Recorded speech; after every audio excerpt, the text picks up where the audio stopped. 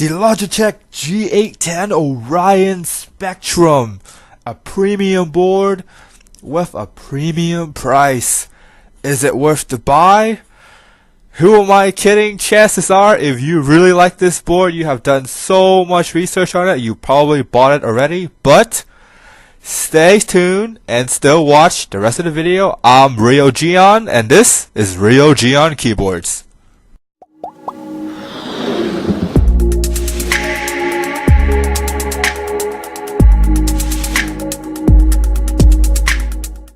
This is a very sexy looking keyboard. I mean, words cannot describe how beautiful this keyboard looks with its very minimalistic design, and I absolutely love it. I really love the volume scroll wheel. I love how there's no function key, everything is separated out, and overall the look in the front, I gotta give it to you, Logitech. You nailed it. A round of applause.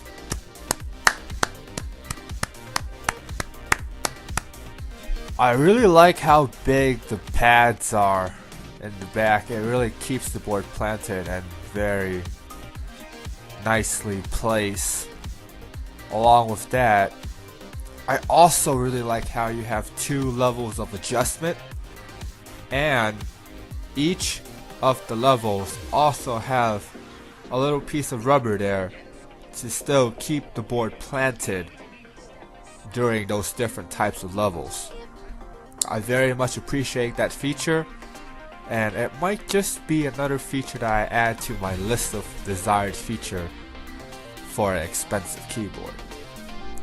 Now we have braided cable, which is always a very nice thing to have, and make sure that the cables are very premium looking and very premium feeling.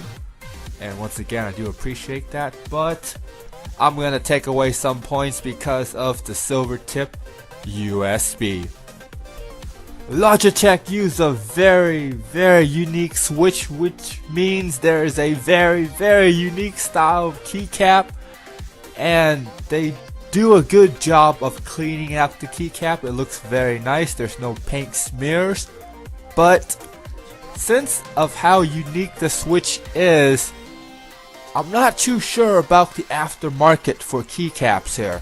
For those of you that like to deck out your keyboard, make it as customizable as possible, I don't believe that you can do that here. I really do like how they place the lighting right in the middle of the switch. It makes it very bright, and I understand that sadly my camera does not do it justice, but believe me when I tell you this, the lighting is very beautifully done. Logitech has always been known, and I am hoping always will be known as very simple, user-friendly software. And of course, with this particular keyboard, it's no different. With all of the keys being macroable and they are being displayed in alphabetical order, which is very confusing in the first place because I'm used to the whole I point to a key in the picture and then I macro it. I'm really used to that particular mode. Here it's a little bit different, but it's alright. Since it's in numerical and alphabetical order, it takes about, I say, 5 minutes in to just kind of get used to where things are. And there's only 6 different types of profile. To my knowledge, there's 6 different types of profile. I don't know, maybe if they do an update later on, we could have more, but as of right now, I see 6. On to the lighting aspect, there are a couple of very neat lighting features. Some as the basic, just static. Other that's breathing. You can go fast, you can go slow, you can change different types of color, you can go medium too, which is also very nice. Then they have the starlight effect, where basically you have a background light and random bits of lights just kind of turns on and off, which is actually a very unique feature. And it seems like it's a very cool sort of showy way. And then now we have our waves. Of course, we really do love the waves and color changing, or should I say color cycle, cycling in and out and in and out, different kind of colors. You can adjust the speed.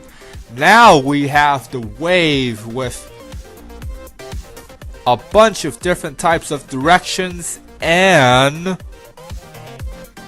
different types of speed to make sure you are showing off the best possible way. Because I mean, if you were to pay this much for this particular keyboard, you do have the right to show it off. I'm not gonna drag you down for showing off your keyboard because you are paying a lot of money for it, and I think it's fair game. Now we have our key presses. Basically, you press the key, it changes color, you have a background color, and you have the color that the keyboard changed to. On top of that, you also have the speed of which the second color will pop in and out, which is very, very nice to have. And believe me, it's very fun to play with. Onto the zones, which is where you can basically customize the zones however you feel fit with logo, WASD, arrow keys, or you can just select the zones yourself and they will change colors on their own, which is what we have here. And that is a useful feature to have, but I'm leaning towards the more showing off kind of side than a useful feature. Now what I do really think is useful is the freestyle mode, where you actually custom color coded the keys to whatever it is that you want to. I feel like this is by far the most useful color effect feature that there is, because let's say if you were to play MOBAs or RTS, especially if you play RTS, I just highlight the shortcuts to the keys of my particular race in StarCraft 2, and I find that very useful. And now we are on to the Windows Disable or gaming mode, where you can disable multiple keys. Now finally we have the heat mapping, and I think it's pretty useless. I don't think there's anything actually useful for the heat mapping feature. Unless you guys think otherwise, then feel free to comment down below.